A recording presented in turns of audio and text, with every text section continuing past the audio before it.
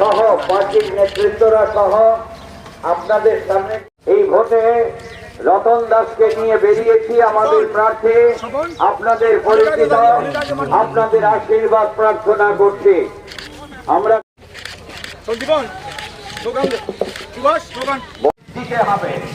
একটা হচ্ছে বামফ্রন্টের প্রার্থী রাজনগর বিধানসভার উপনির্বাচন রতন দাস,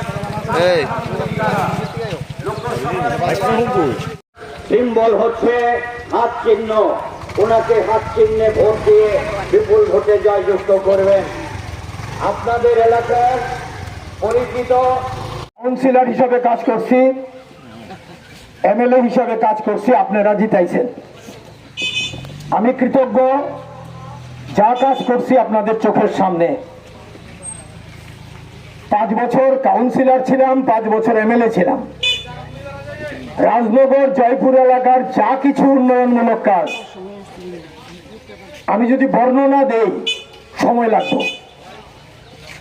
সংক্ষেপে যদি একটা কথা কই, গত 6 বছর ধরে আমরা সরকারে নাই, আমিও এমএলএ নাই বা কাউন্সিলর ছিলাম না, আমাদের কেউ না।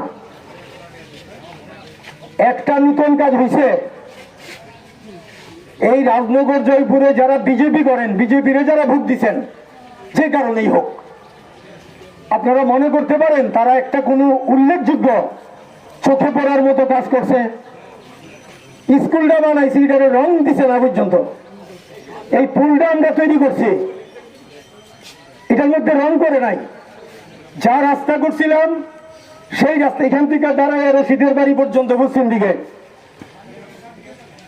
এই রাস্তাটা কি করছে গত 6 বছরে আপনারা কোন?